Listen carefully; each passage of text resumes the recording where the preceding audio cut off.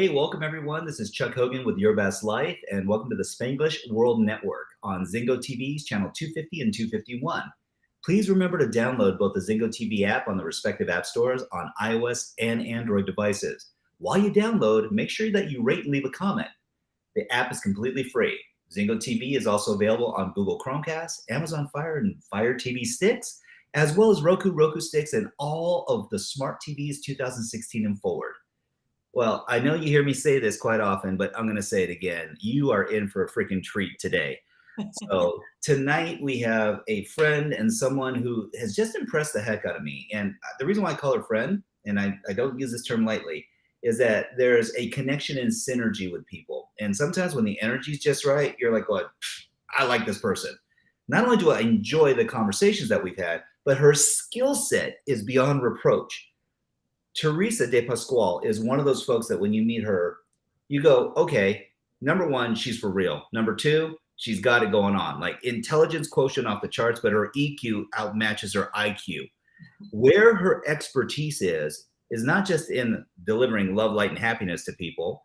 She's a mom, she's an entrepreneur, she's a businesswoman, but even more so than that, she is a social media expert. Yeah, that's right. You heard it right here. This woman not only walks the walk, she talks it as well and can explain to us why your story is not yours to keep. In fact, she's going to share with us tonight in just a minute what drove her to actually pursue this line of work and what it means to her in this day and age, because she's not all about the money, y'all. So without further ado, Theresa, please welcome and thank you for being on tonight. It's so good to see you. Yeah, it's so good to see you too. I'm really excited to be here. Thanks for having me. Oh, it's a pleasure. So in your journey as you started into the whole world of social media, because for some people it's a very nebulous place and they're trying to figure out, yeah, what does this even mean? You know, like all this Twitter, Instagram, Facebook, LinkedIn, Twitch. I mean, I go on and on and on. Yeah. Where did you start? Because I mean, that's the crazy part, right? We all came from someplace. Where did you start? Yeah. Okay. So this is a great question. I actually didn't start in social media. My entrepreneurial journey started when I was 24 years old. I decided that I had just had my son. He was a few months old, and I tried the stay-at-home mom thing, and God bless stay-at-home moms because it is the hardest job on the planet. And I just need to use my brain. So I was like, I don't want to necessarily leave my baby with someone. So what can I do that I can work with my baby? And I'm like, be an entrepreneur. So I ended up opening a health club in Tampa Bay. And I was 24 years old, new mom, obviously really inexperienced as an entrepreneur, but we ended up doing really, really well our first year and ended up making a profit. And being a very young, naive entrepreneur, I was like, let's open another one. So we opened up another one and we were doing really well, but it was really challenging being a new mom. I ended up getting pregnant, lost a baby, and then got pregnant again, had my daughter throughout this like 5-year journey that I had with these health clubs.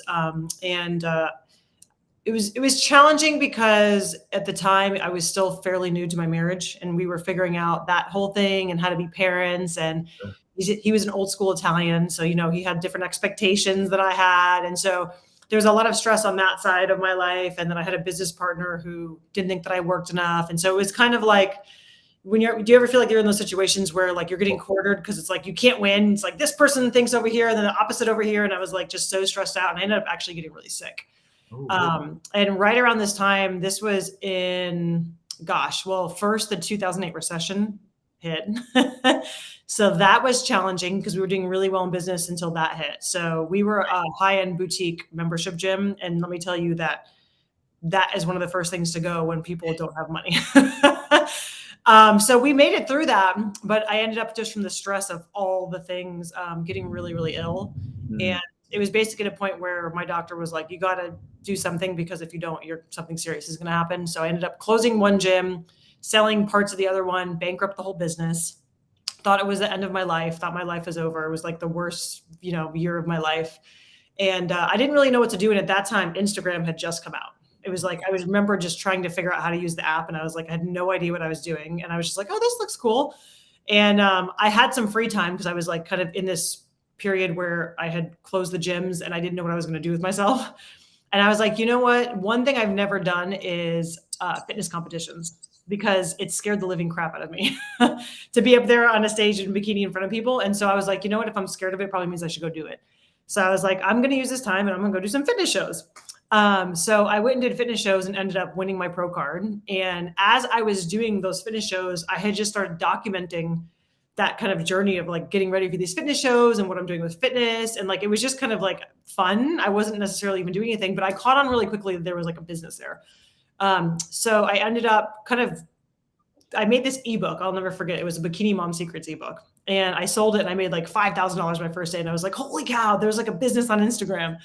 And I created online training. I would like to say I'm not the first person probably, but I think I was one of the first people that created figuring out how to do online training, fitness training. This was back in like 2012. Good for you.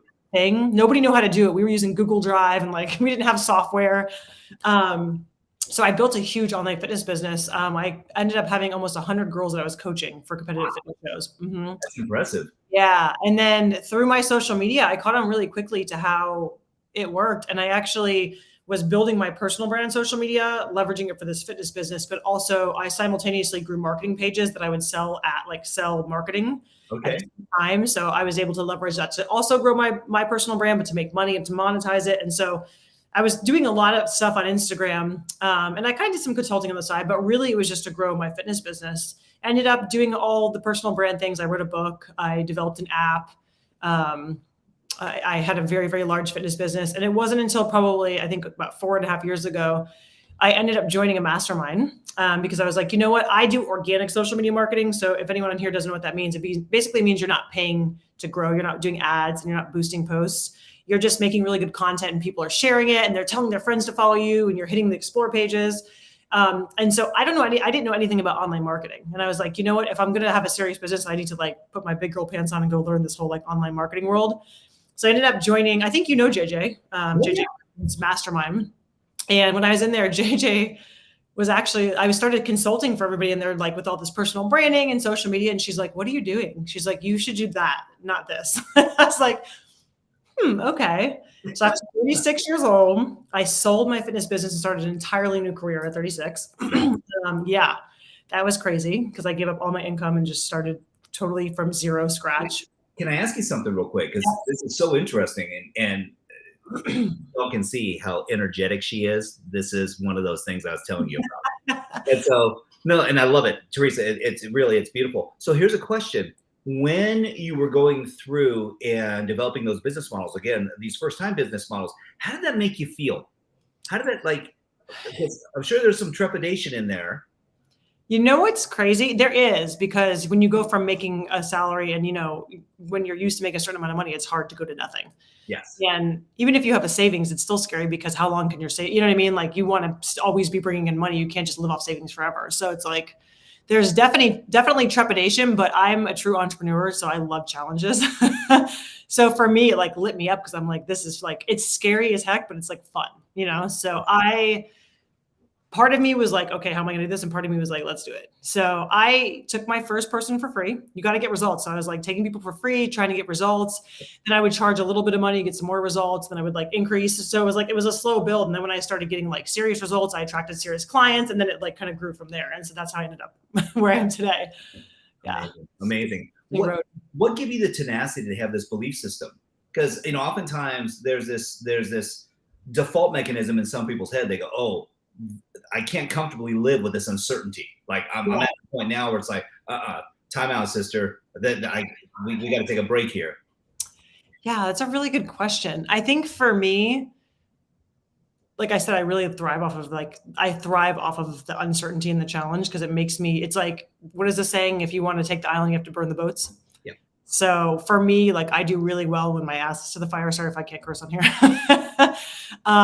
So it puts me in like, okay, do or die, like this has to work. So I go all in on it. I don't know that not everyone's like that. Some people crumble like that, but that's just my mindset is like, if there's no plan B, how do we make plan A work? You know? And so that's important because commitment is everything. And oftentimes when people are, so if you're listening at home and you're trying to figure out what's the difference between someone who is going to go out and make it happen, it's called massive action. Yes. Yeah. Living in hopium isn't going to get you anything. And it's such an addictive drug.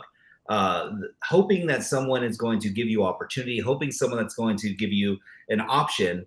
And it's like, well, here's the truth. You have options and compelling future all around you. You just have to be aware and put yourself in a state, in a space that's going to allow you to do that. As you can see, Theresa has this optimism, but she also has something which is really important and we're going to chat about right now, and that is conviction. Conviction is the difference. I know a lot of people make a decision and then they'll fall out of a decision. Yeah. But they're not convicted. Where do you find inspiration from that allows you to stay? Because again, belief is one part of it, but there's another side to you where I have a feeling if people start pushing back, you're like, do you know who you're talking to? Yeah, I don't know. I mean, I can tell you I was a competitive gymnast for a lot of my life, and I was an athlete for a lot of my life. So I think I just have that competitive, like, I don't want to fail. I want to, it's like probably, I don't know if you call it a chip on my shoulder, not in a negative way, but it pushes me in a positive direction. I leverage it for positive momentum. Sure. Well, as gymnasts and people who work with their own body weight, yes, I'm very familiar. It's interesting because it's an individualized sport that's also a team sport. And so it has a very different metrics. It's kind of like the same as martial arts. One of the things that attracted me to that part of my life as well. You stand on your own merit.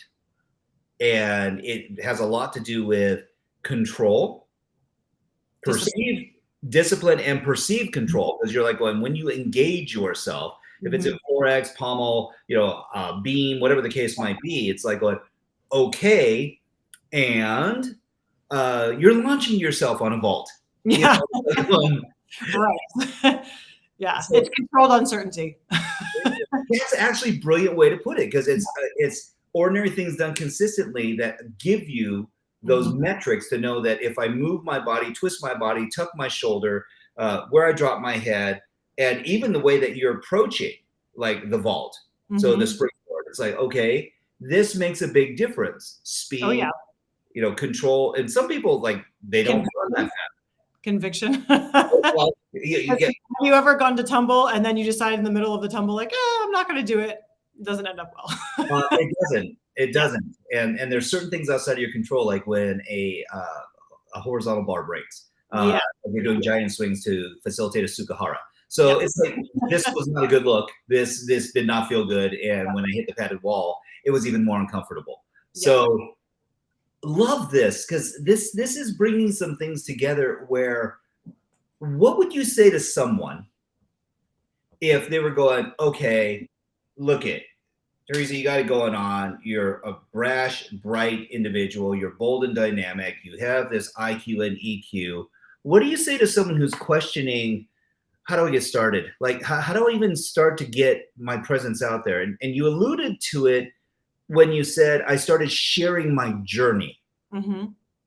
That was brilliant, because I don't know that this needs to be rocket science, but I'm going to defer to the professional in the room, since I don't even play one on television. So I mean, I think this is what I always go back to is, like, social media, people want to connect with other people, right? And think about Netflix, Apple TV, Hulu, all these streaming apps, right? It's like, people, like, reality TV is huge because people want to watch and they want to see what's going on in other people's lives. So a lot of, like, clients that I work with are like, I don't know, I don't think people want to know about me. No, they absolutely do. People want to know what you're doing. They want to be part of your journey. It's, some of them live vicariously through you, or you're inspiring them, you don't even know it. And so it's like, a lot of people are scared to put their message out there, but really that's exactly why people are on social media, is to be social and to connect with other humans. So I would absolutely say, like, if you are contemplating doing that, but you never know who you're going to inspire. I forget sometimes, like, when I do a lot of inspirational stuff, because that's my natural state. And I get messages. I'll give you an example. I also recently, I'm in the process of almost finalizing a divorce. And I ended up, I'm dating a woman now. And I just came out and put that on social media. And I got so many messages from people that were like, wow, I cannot believe you just shared that. Like, you're so inspirational. I've been thinking about, like, I've been in this terrible relationship and I haven't had the courage, and, like, you inspire me of how you're handling it. Cause we are very amicable and we're co-parenting extremely well. That's our number one priority, is beautifully co-parenting. But for me being able to share that journey, I got so many messages, people saying like, thank you so much for sharing. I haven't known what to do. And like, I've been so scared and like, I didn't want to say anything. And like, you just don't know who you're impacting. You have no idea. Well, conviction, again, it comes back to Mhm. when you believe in who you are. And self-judgment is one of the most challenging paradoxes that people are dealing with in today's day and age, because Yeah. there's so much measurement that's going on. And I'll put it a different way. It's when we contrast and we compare to others by comparison to just measuring ourselves and the progress and the standards that we keep. And they're two entirely different measurement systems. One might as well be SAE, standard. The other one might as well be metric. It's still the same temperature outside, but we have two different ways of Yeah. distinguishing what that looks like. And so congratulations, because love is love. I mean, irrespective of gender. Yeah, that's my most recent one, but it's just interesting because I've just never been afraid to put it out there. And now I've done it so long that I don't even think twice. You know, it's kind of like riding a bike. As you get comfortable doing it, you don't even think about it anymore. I'm sure after you've done a couple TV shows, you just, you know what I mean? It's not like you're nervous to do it anymore. So I definitely encourage people to just push through the uncomfortableness and see the response you get. And I think the first time you get a really good message or two, it's like, okay, this is why I'm doing this. I remembered why I'm doing it. It's encouraging because where focus goes, energy flows. And so when we start to understand that we get to choose the narrative, we can go ahead and buy into someone else's hype or judgment or indiscretion, or we can choose to place our focus on healthy environments that actually nurture, our value system as well. And opinions, they're out there, and there's a plethora of them, and some are much more endearing and engaging, and others not so much. Yeah. And at least we get to choose where our happiness center is. It's like, are you living in your head where everything is judgmental, or are we actually taking the time to understand self and being present and going, I'm going to enjoy this journey for as long as I can stay in this bad boy? And that feels so much more compelling. Mm-hmm. Yeah, I think it's interesting. I was just reading the other day that they say when you start comparison, that's like one of the biggest signs you're operating from your ego. And Yes. it's been a really good reality check for me that I'm like, wow, when I catch myself immediately, I'm like, boom, what is either number one, my goals are not big enough. I'm not busy enough focusing on something that I need to be focusing on. That's like my number one sign when I start doing that. Or number two, I'm like, okay, I need to go back and connect with myself, with source, God, whatever you call it. But yeah, that's like a very big sign for me that I can tell when I start, because everyone does it. We're human. We're at a human experience, right? It doesn't matter who it is. We all are going to have those moments at times where you're insecure, you might feel jealous, or you're comparing, or right, having all these emotions. But it's more about like immediately recognizing it and being, okay, why am I doing this? Obviously, I don't have a purpose that's, driving me to be able to put my attention over here, right? That's what I'm talking about, like a goal. That's because I know for me personally, I don't know about you, when I have something big I'm working on, I'm like tunnel vision. I'm not paying attention to anybody else. Everything is like, hater blockers on, blinders. And so it's when I'm not doing that I notice that my mind's wandering around. I find the same thing. I've gotten into the habit now of attaching to any outcomes, the emotions and feelings that I need to feel most often. And so I started noticing that when that's where my focus went, Yeah. now my IQ and EQ were actually matched. So they've actually done scientific experiments on this, where when you do like heart mapping or heart breathing, that the sinus rhythm and the EKG and the EEG actually go into sinus rhythm together. And it's beautiful because now it's a full body experience. And these are where the best decisions are made as well, because you're not just living in your head, you're actually living in your full body, mind, and spirit. You're synchronized. You are. And it's oftentimes it comes from slowing down. And that's the other part too. I started noticing that when things were helter-skelter, that it can actually start to create some awkwardness, and where I just had a conversation with a client earlier today, and we were talking about riding motorcycles. And he goes, well, what's your favorite part about riding motorcycles? I said, it was the detours. He goes, what? He goes, no, mate. He's from Great Britain. He goes, no, mate. He goes, no, you got to know what's coming up. And I said, no. When you slow down, you get to have a different experience. Totally. And enjoy it in a different way. And he goes, oh, said, because here's where most people get in accidents on motorcycles. They think they know what's coming up. Right. And wherever you're looking is wherever you're going to steer the bike. And I said, huh. Interesting. So that's the time to throttle up, or maybe let up on the throttle a little bit. And he goes, I never looked at it that way. And I said, I use the same ideology in business and in relationships because I don't believe in balance. And this is something I wanted to ask you about. I'm a proponent of harmony. I've never, heard of anyone going, oh, 5-part balance. No, I've heard of 5-part harmony. And it's like, well, so what is it about that? I said, it's the synchronicity of how the blending of ecologies comes together. And this is where I believe social media takes us, because you brought up something, and I'm going to go back to this real quick, which was when you are connecting, and one of the largest distinctions that we have as human beings is love and connection. Mm-hmm. Like, it's part of the essential needs, and then what we'll call the 6 human needs. The essential needs are air, water, food, shelter, love, and connection. Yes. Mm-hmm. Human needs are certainty, uncertainty, significance, love and connection, growth and contribution, the last 2 being spiritual. And I go, the blending of ecologies is like, ooh, I have things that are innately responsible for me being alive and well. And then I have these that are more elected, if you will, that create value and fulfillment in my life. Yeah. So when you said that, it's like, isn't this like really the kind of precipice of social media? Is that it's the social connecting of people together? Yeah, I think that's a really important distinction, because let's face it, that there is negative crap on social media. But the way that I really encourage people to use it is only follow people that are going to inspire you, motivate you, teach you something positive, help you grow in a good direction, or like your friends and family that you really love connecting with. You're not obligated to follow anybody that you don't want to follow. So for me, like, my feed is people of things that I want to see. I don't follow stressful news stations and conspiracy people. And it doesn't matter what you believe. I'm not saying all conspiracies are wrong, because they're not. But it's just, I don't need that kind of negativity in my life. And so I think social media can be a really powerful tool for good if you use it the correct way. And so I know for me, I try to be more of a producer on social media. Obviously, I have a social media agency, so I work with really amazing clients that are doing really good work in the world. Doctors that are healing people, motivational speakers, business experts that are helping people create generational wealth, like really cool people. So like, I know that I'm doing good because I'm putting good stuff out. I'm not working with, shady, weird people. So it's really just like, how are you using it? I think it's a very powerful tool for connection. I think about Facebook. I wouldn't see my family half the time if we didn't have Facebook or FaceTime. Like, I literally would not. I'm so grateful for Facebook because that's how I keep up with my family. So, and that's a great distinction as well. Yeah.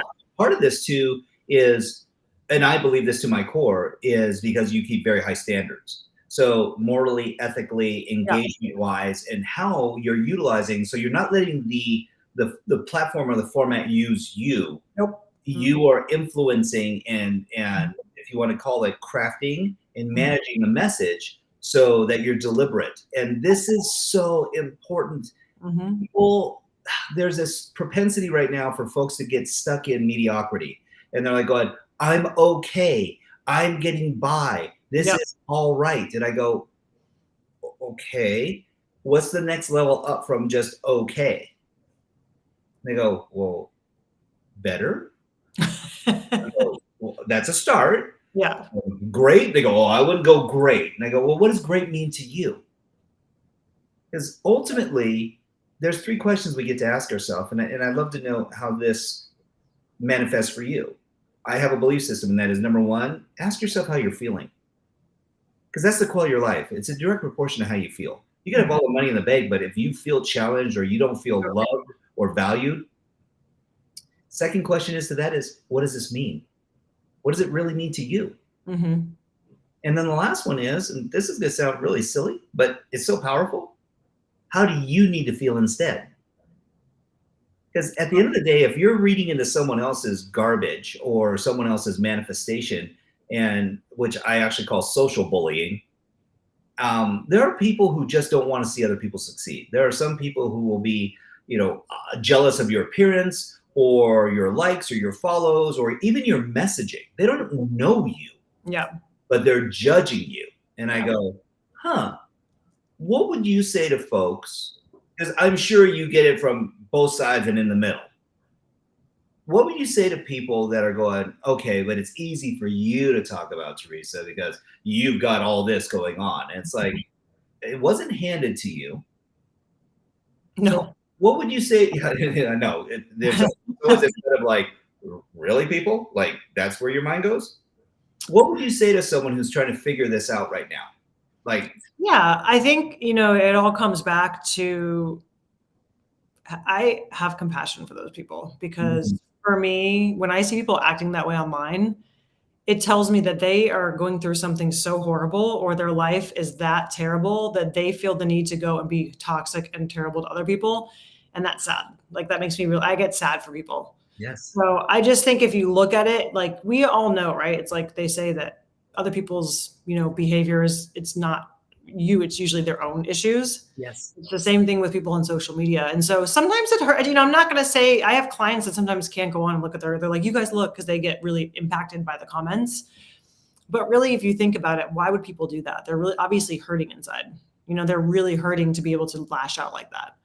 And so, and it goes back to what you just said. And there's no such thing as a tool that's good or bad. It's that it's universal and it's there. So I go, are they that desperate for connection yeah, that they'll manifest in putting something out there for shock value yeah, that controversy sells more, or it's like, oh, that kind of hyperbole or that hype. yeah. But do they even really believe it themselves? It, Some, some people do, and that's the challenging part is, that's where as consumers, we have to really be deliberate in who we're following and the messages we're listening to and do our due diligence. Like if it comes to health information or wealth information or whatever it is, something with your children, like you can learn from people on social media, but always go do your due diligence because there are a lot of people out there just putting out crazy stuff. there are, there Yeah, are, it's and, not and related, but no filter. There's no filter. So be an active participant in your own salvation. totally.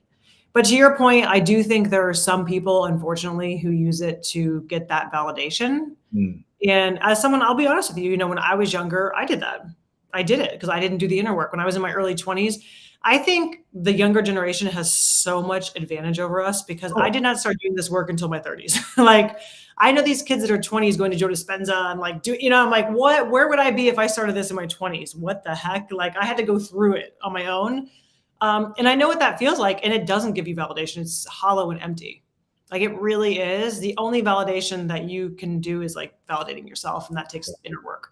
the hype in the moment is exactly that. It's hype. Mhm. And it's a shame we start to find that as people, hopefully they're growing, because if you're not growing, you're dying. And Yeah. that's a kind of a, I'll say, a very crass way of putting it, but it's true. That's a universal law of life. So when we start to see people who are lashing out, or I'll say, they have a different narrative, what do you find for yourself Hmm. allows you to recenter, like when you start to read things? Because I love what you said about this, and that is, I just basically, what you said is, I just changed the channel. If it's something that's not serving me, I'm in control of the clicker. I Hmm. get to pick. But with these algorithms that are out now, and Yeah. they may not be on social media very much, so anything that they see all of a sudden starts feeding them other things, Yeah. and it's like, ruh-roh. It is true. The more you engage with a specific type of content, the more the algorithm is going to show it to you. So that does happen, but it doesn't mean you can't change it. I can tell you, personally, it's very easy to unfollow people that you don't know. Mm. What's challenging is to unfollow people that are part of your family Oh, or close circle. So that was, I think, the hardest part for me to navigate because as I started climbing the ranks of entrepreneurship and achieving a little bit more success and a little bit more success, it's interesting because, like, to your point, not everyone does want to see you do well. And sometimes it's people closest to you, which is really sad because what I've learned is I think that you growing makes them realize that they're stuck. And so they don't like that. And so they lash out at you. And so that's been the only thing that was really challenging for me. And so I just, there's ways on social media you can like, you can mute accounts. You don't have to see them without unfollowing. So there's like little ways that you can get around it. But as far as anybody else, if it's like a random person, I unfollow. I'm the queen of unfollowing. If it's not giving me, and not entertaining me in a good way, educating me, inspiring me, or motivating me to be better, I'm out. I'm with you. There's a saying from Eckhart Tolle that is, tend the weeds to the garden of your mind. And we are so open right now to so many influences Yeah. and these little devices that are carried around everywhere. As I reminded my wife today, I was like, it's called a smartphone. And then I started looking at things and I was like going, oh, but is it? Because now they're even calling them smart devices. They're Yeah. actually changing the narrative around these because how they're being used primarily isn't as a phone anymore. Yeah. It's for Email. Yeah. there's more computing power in this than what sent the man to the moon, and it's like going, okay. Mhm. So I would love to know from you, Theresa, what's some of the most powerful things that you've experienced with folks when they start to share their true self? And is there any danger when they're doing this online um, to exposure from people? Because this is, again, it's kind of like what you said. After you've done a show or two, after you've done competition or two, after you've done some platforms or two relative to projects with clients, Yeah. you have a different level of awareness. Mhm. So what would you say to someone that going, oh, I don't want people knowing about me? Yeah, I mean, I think that there's a way to share your story and share about yourself without putting every intimate detail out there. I think we all know the people that overshare everything, and it's kind of like we always make a joke. It's like the relationship, the couple that puts every detail and everything they break up, and then they stop posting. And we're like, but we need closure. We need closure. What happened in the relationship? Because they share every detail of it. You Yes. don't need to be that person. It's like, it's just more about sharing your story in an authentic way that you feel comfortable with. I will tell you, there's going to be people that don't like your story, and that's okay. Part of what we do on social media, obviously I work with entrepreneurs and experts who want to kind of leverage it for their business. But part of what we do is repelling the people that aren't meant to work with us. Not everyone's going to be your person, and that's okay. You have to get used to that. You don't want those people on your page. Why would you want someone that doesn't believe in what you're doing, appreciate you, support you, or say, what I'm saying? Why would you let them get off your page? It's fine. So you don't, I think it's just having that mindset of like, not everyone's going to like you. And especially in business, if you've read Seth Godin's Purple Cow, Okay. it's great. You can't be vanilla. If you're vanilla, you're going to be for nobody. So it's really like, just be yourself and your tribe will find you. That's actually a great way of stating it. There's so many folks that are not self-aware. Mhm. And that's what we've been seeing a lot of right now. And then you'll find those like the 87-year-old grandmother who's tap dancing or she's Yeah. wearing flamboyant glasses and I love that. and dating 23-year-olds, and you're like going, Nana? But good for her. At the end of the day, there's this sensationalism side, and then there's this other side too, which is celebration. Mhm. And that's one of the things that I've found so endearing about social media personally is seeing not even the success stories, but seeing the freedom that comes from being unadulteratedly yourself. Totally. It's such a beautiful expression. And in today's climate, it seems that politically things are so polarizing. And there's a lot of judgment going on about people's identities, so they're like going awokeness and these different things. Yeah. What are you finding that social media is helping dissipate for people? Because at least in my model of the world, I see and I go, there's more variety out there than ever before, than any other time on the history of the planet, as far as accessible information. Yeah. Yeah. I think, again, it comes back to choosing what you're listening to. And I believe before I just got on this, we were in the sauna, we were listening to Wayne Dyer. And he talks about like, you get to choose basically what your reality is going to be. Is it going to be this terrible, negative, pessimistic, divisive world? Or is it going to be love and, like beauty? And like, you get to choose that. And whatever you choose and believe is what you're going to see. That's it. And it's what you're going to see on social media because you're going to gravitate towards that content. You're going to engage with that content. You're going to feed into it. And so I don't choose that. I'm sure it happens. And I'm not saying things, bad things don't happen, but like, I don't choose to buy into the divisiveness. I believe that most of us are way more alike than, I agree. I think that there's just, and this could be a whole soapbox, but I just believe that we're mostly alike, most of us. Anyone I talk to, yes, we'll have some differences, but most of us want the same things. It's funny that you said vanilla because I actually believe that most of us are vanilla, but Some have a little bit of chocolate. Some have some sprinkles. Some have a little Yeah. bit of whipped cream. So that's Yeah. like the basis for a sundae, right? Yeah. It's those 2 and 3 millimeter distinctions Yeah. that actually create uniqueness. So as someone who wasn't born in the United States, I'm from Japan originally. Oh, so cool. It's a unique childhood having an Irish redhead blue-eyed dad and a 4'11.5" Japanese mom. So And cool.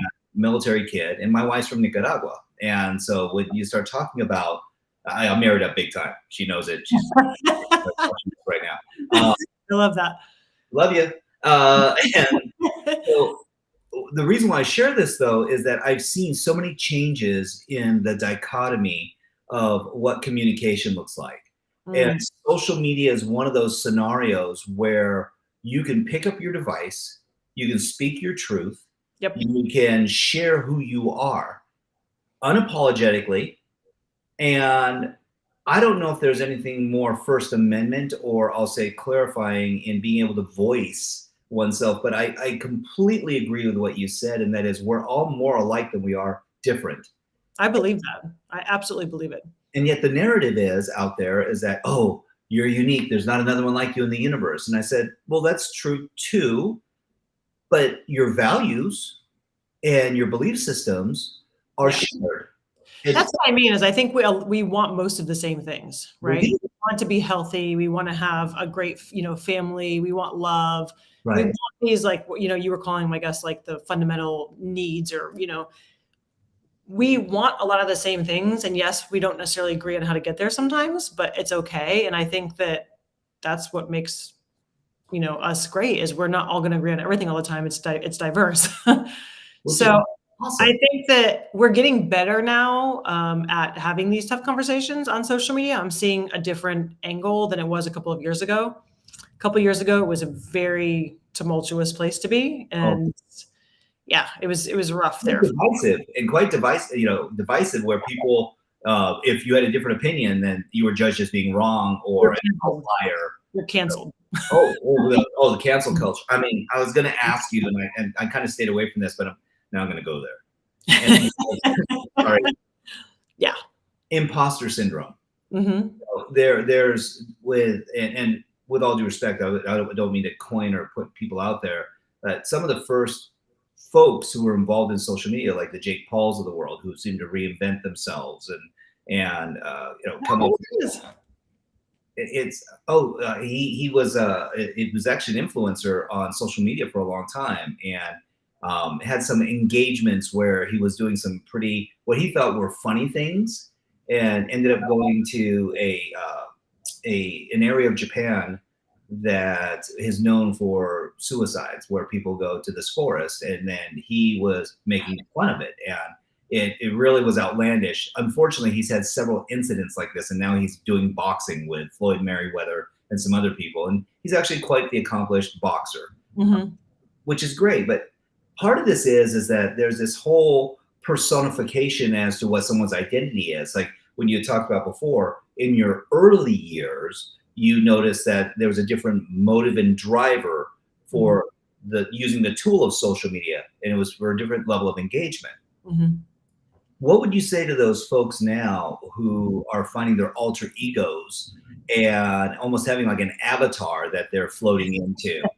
Because it seems very interesting. They seem like they believe themselves, but yet there's a different energy around it, right? Yeah. I mean, I've been doing this for so long, I can spot it immediately. So it's, I've been in this world. I've seen so much. I've worked with, just to be honest with you, even in the world of motivational speaking, I've seen it's just, you never know some people, not everyone, but it's interesting. I can tell you this, it comes to a point where you stop because it doesn't give you what you're trying. It doesn't give you what you need, which is your own validation. Yes. That's huge. You can do it for a long time and then it becomes exhausting because how long can you fake this persona and how long can you keep doing these things for it's exhausting. And they'll get to a point where they have to figure something else out because it's not going to work. It's the people that have staying power are authentic and real. Totally. And there's a reason why they've had very successful careers. And they continue to be beacons to people. Yes. The fake it till you make it ideology, I've never understood it. It doesn't feel good. And again, because I've been involved so heavily in behavioral sciences, Yeah. what they call life, enhancement for so Mhm. many decades now, that you start to your point, you see the patterns and you're like, going, wow, that didn't feel not Yes. even good, but didn't even feel right. It's like Mhm. going, that was interesting. Yeah. And I'll have someone go, well, what do you mean by that? And I was like, well, their body language or the tonality of their voice, or I just didn't get a great feel from their energy. Mhm. And it saddens me to a degree to see people that are getting caught in the hype. And we're seeing this now where it's not just, it's almost being exacerbated because now live TV shows are being simulcast on social media simultaneously. So there's like this blending of ecologies. And we don't have Walter Cronkites anymore. We don't have people Mhm. who are being objective. Right. Um, Journalists. well, it's very polarizing, left or right or in between. And there are times when people go, "Oh, you're a conservative, or you're a liberal, or you're a progressive," and I go, "No, I'm a human being, and I'm just looking for a few good people. Like, Right. I want to hang out with some like-minded, like-hearted souls." Mhm. And that doesn't mean that we always have to say and see everything the same. Right.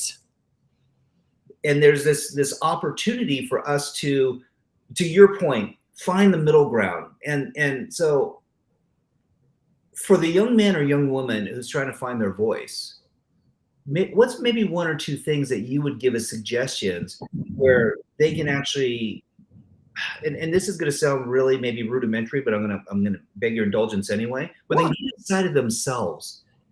I see some people who they're so muted now that they have very little belief in self. Mhm. And so they choose just to clam up and close up, and they make themselves so small. Yeah. They don't believe that anyone else could find value in anything that they have to say or express. Yeah, that's sad because that's not true. I see it all the time.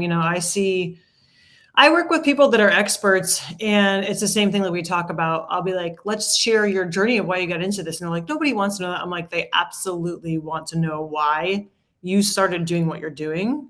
And every time that we share stories like that, it's some of the most engaging content that we make. Do you know Oh, why? Because you're connecting with other humans. They are relating to you through your story.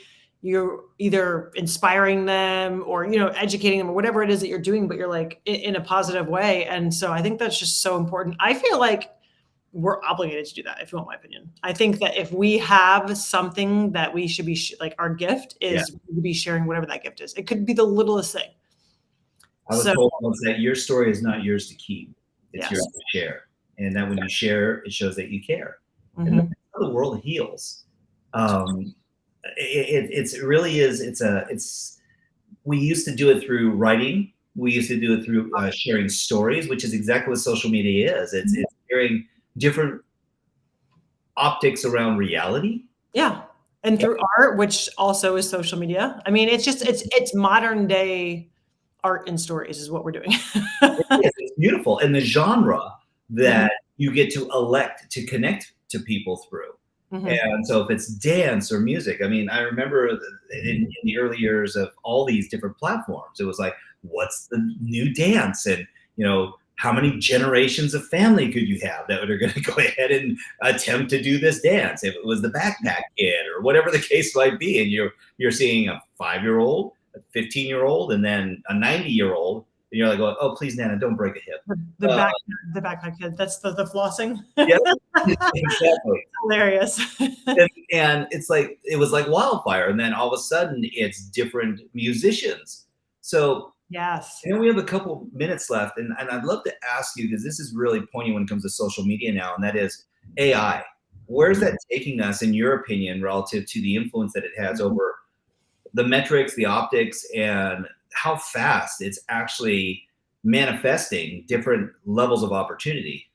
Yeah, I think AI is an incredible tool, and I think for business it's going to be great. But one thing that I will tell you is absolutely leverage it, for efficiency.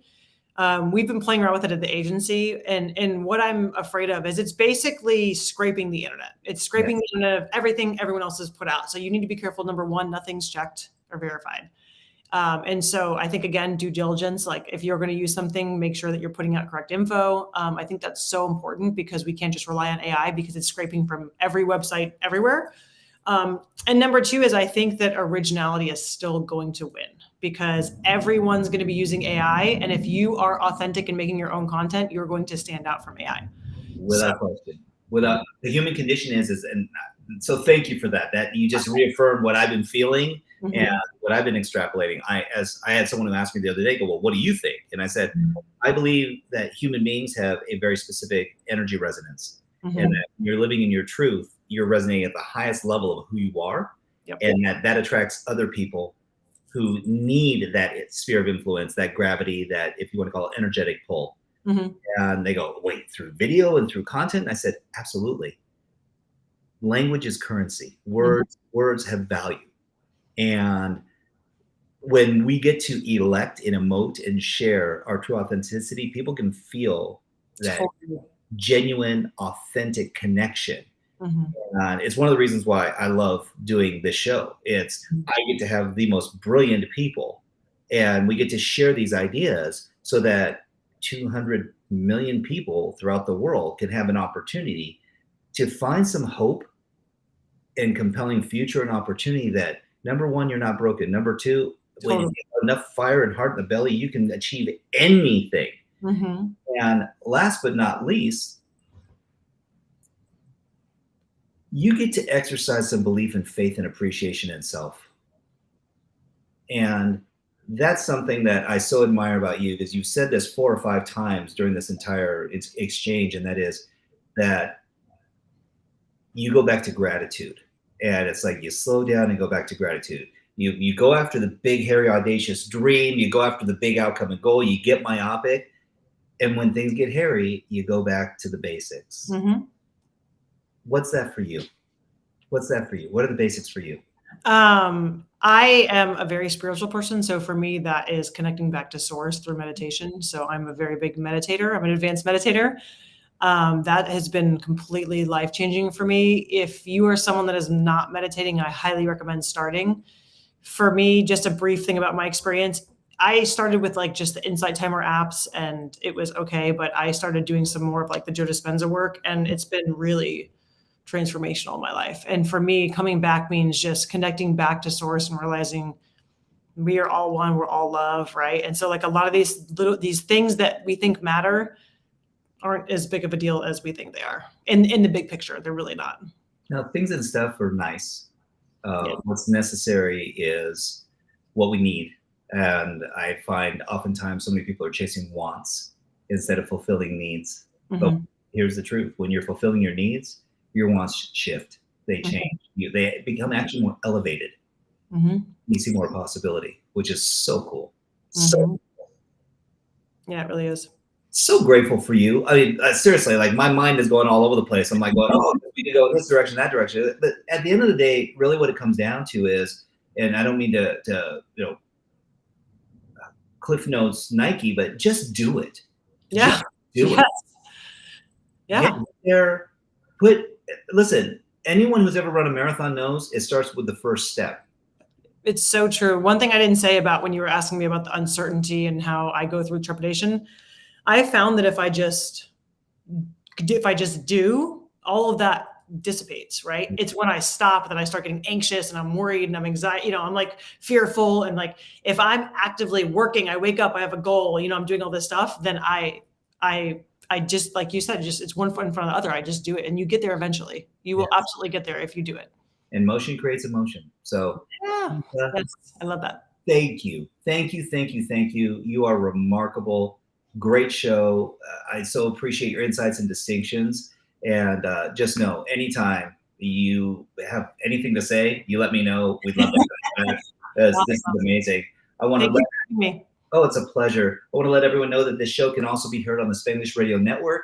Please check us out for all the news and all the programming. Spanglish World. Watch it, hear it, read it, download it, and live it. Thank you, Theresa. Ciao.